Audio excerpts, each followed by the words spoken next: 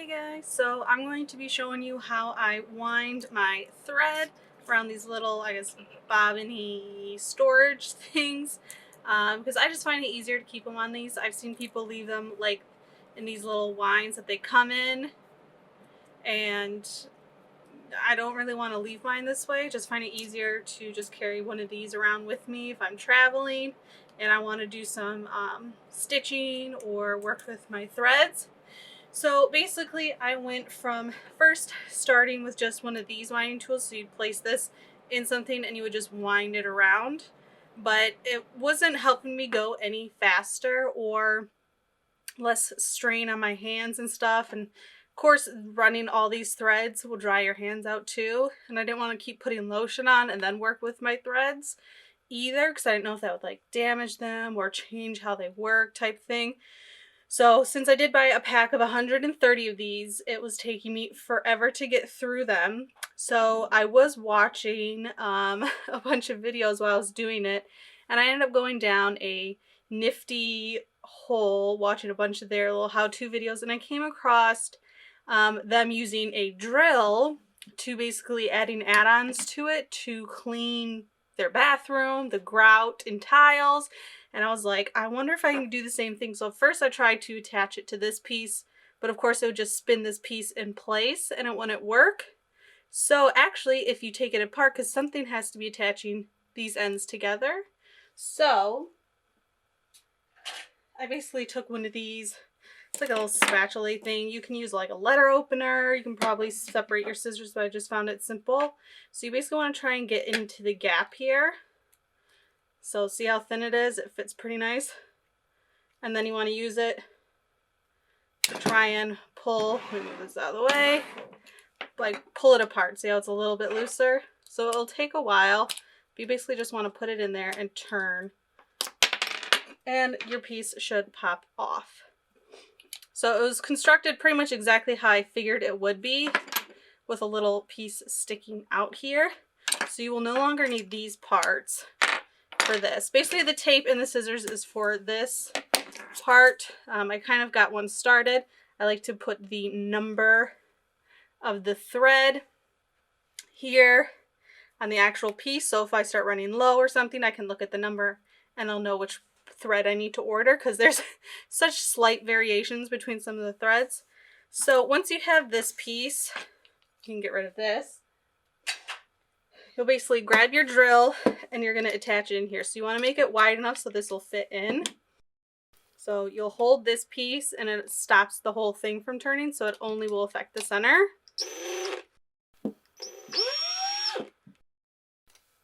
So once it is wide enough, just place it in, reverse the way the drill goes, and then kind of hold it all together. And it will kind of push it out because it's going to grip the bottom part, but I give it a little pull to make sure it's locked in there pretty good. Now, I just use a DeWalt. My dad gave me this drill when he got his new one, so he didn't need one, so that's how I got this. But I know a lot of people usually have drills in their homes.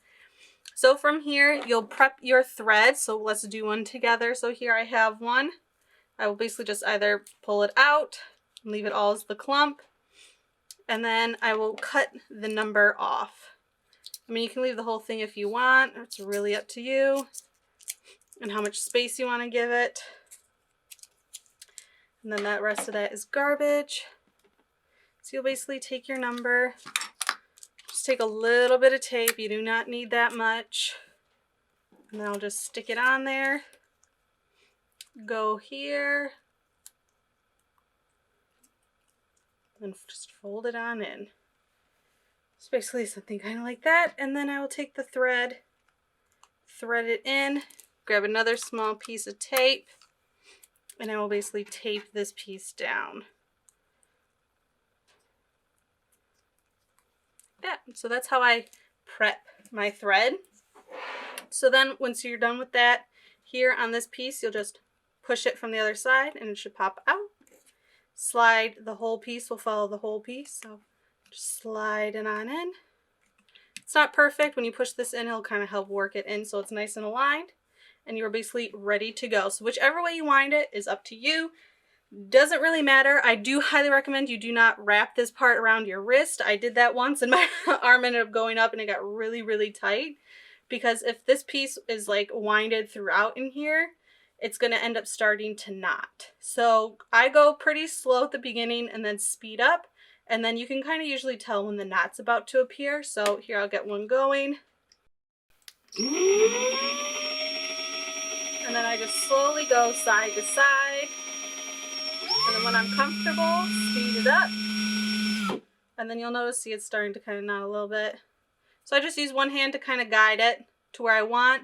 And the faster you go, the faster you're going to kind of want to go side to side.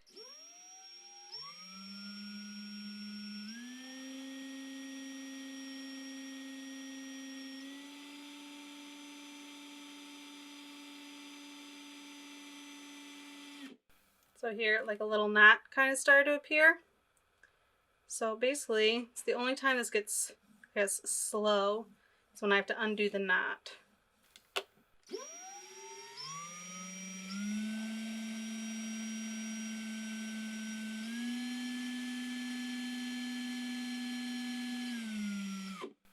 When you get close to the end, just run it slower, stop it, and then I will pop it out and just put that back in there so I don't lose the little piece. Slide that out of the way, and then you're already at the end. So I will loosen this a little bit so that I can wrap it through here a couple times, and then you're basically locked and good to go. So here's one I already prepped. So we'll do this one more time. Push it in like normal. Make sure your thread is wrapped through this little nib part. And then here, I'll put it lower so it's probably all in focus.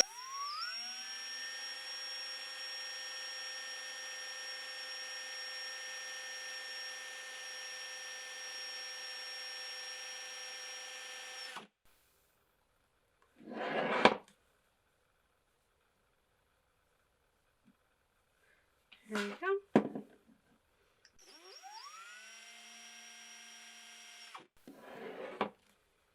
If you want and you don't want to worry about it knotting, you can basically straighten this whole thread out. I normally don't because my cat is obsessed with thread, so he will usually try to play with it, and then it gets tangled up anyways from him trying to play with it. So plus trying to straighten it out sometimes will create more knots, and then it's just kind of harder to take it all apart. So I'll just kind of loosen it. Run it through until we get to another little spot. I just loosen it all up.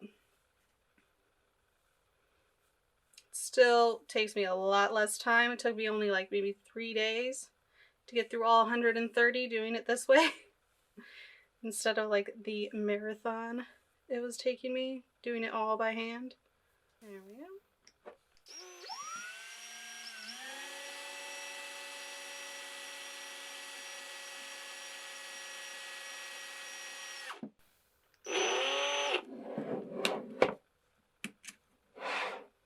And again, when you get close to the end, just grab a few, wrap it around, pray as many times as you want, and you're basically locked and done. And there we go. All of them are done, and then if you want, once these are all done, I put mine on a pegboard. So let me show you where I store mine. So here is where I store mine. On a pegboard on just a bunch of different hooks on some shelving. So I just have them broken up by color, and then again, as you can see, the numbers are present so I can see which ones I need for when they get low.